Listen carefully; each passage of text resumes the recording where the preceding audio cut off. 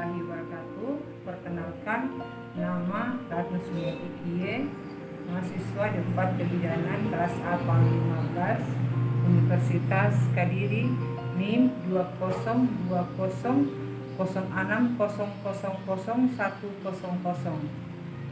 Baiklah, saya akan memperagakan cara pijat batuk pilek pada bayi.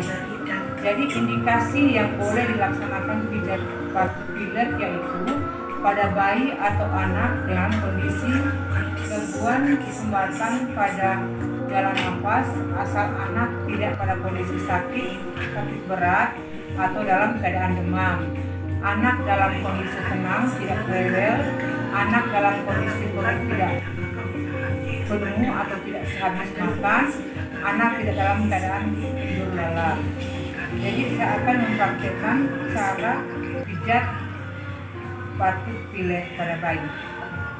Pertama-tama kita mempersiapkan yaitu minyak terapi atau Nutrimois, kemudian handuk, kemudian meja tempat yang nyaman atau tempat tidur yang nyaman untuk bayi.